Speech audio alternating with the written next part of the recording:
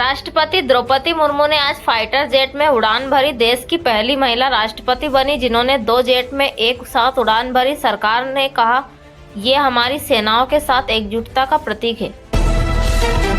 बिहार में जननायक को लेकर सियासी घमासान और बढ़ गया है। नेताओं के बीच तीखी बयानबाजी और रोड शो की रफ्तार तेज हुई है। चुनाव आयोग ने संवेदनशील इलाकों में सुरक्षा बढ़ाने के निर्देश दिए हैं।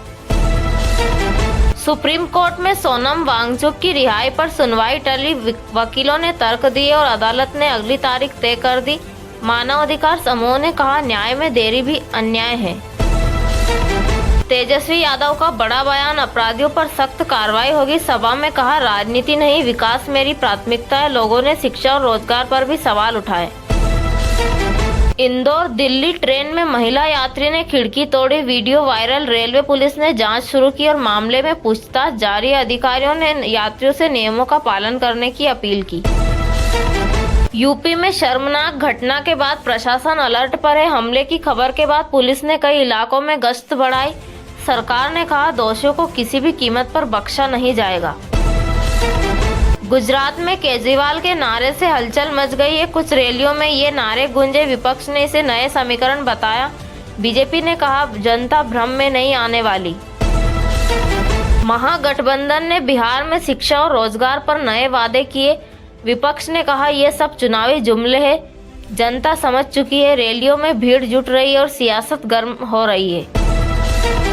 योगी सरकार पर विपक्ष का वार, कहा, कैंची वाली राजनीति नहीं चलेगी। विपक्ष ने मंच से मुख्यमंत्री पर तंज कसा। बीजेपी ने पलटवार करते हुए कहा, जनता सब जानती है। दिल्ली हाईकोर्ट में 3 नए जजों ने पदभार संभाला। न्यायपालिका में अब फैसले तेजी से होने की उम्मीद जताई गई। वकीलों ने नए जजों का स्वागत किया और शुभकामनाएं दी। शाह के बयान पर संजय राउत का तीखा पलटवार। उन्होंने कहा, दिल्ली की कुर्सी पर बैठे लोग महाराष्ट्र को ना सिखाएं। राज्य की राजनीति में नया तंज युद्ध शुरू हो गया है। रायबरेली में नेता प्रतिपक्ष का दौरा, भाजपा में हलचल। जनसभा में भारी भीड़ जुटी। विपक्ष ने इसे जनता का विश्वास बताया। भाजपा ने कहा, ये सिर्फ भीड़ नहीं, पुराना भ्रम है।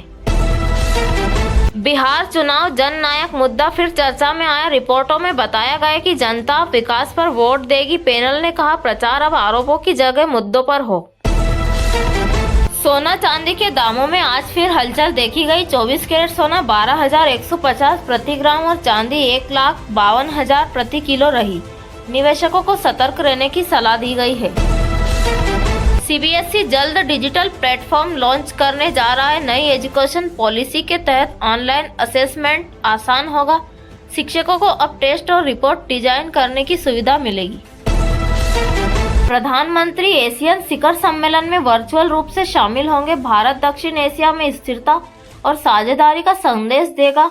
विदेश मंत्रालय ने कहा, भारत की आवाज पहले से ज्यादा बुलंद होगी। चक्रवाती तूफान मोंथा ने आंध्र तट पर दस्तक दी। आईएमडी ने कई जिलों में रेड अलर्ट जारी किया। बचाव टीमें सक्रिय और स्कूल कॉलेज बंद कर दिए गए हैं। वर्ल्ड स्ट्रोक डे पर डॉक्टरों ने दी चेतावनी। हाई ब्लड प्रेशर और धूम्रपान स्ट्रोक का सबसे बड़ा कारण बताया गया। हॉस्पिटल्स में आज फ्री स्क्रीनिंग कैंप लगाए गए। बरेली में हिंसा के बाद कई लोगों की गिरफ्तारी हुई। पुलिस ने हालात काबू में होने का दावा किया है। प्रशासन ने लोगों से शांति बनाए रखने की अपील की है। दिलजीत दोसांझ को ऑस्ट्रेलिया शो से पहले धमकी मिली। एक अलगाववादी संगठन ने कार्यक्रम रद्द करने की चेतावनी दी है। स्थानीय एजेंसियां सतर्क है और सुरक्षा बढ़ा दी गई है।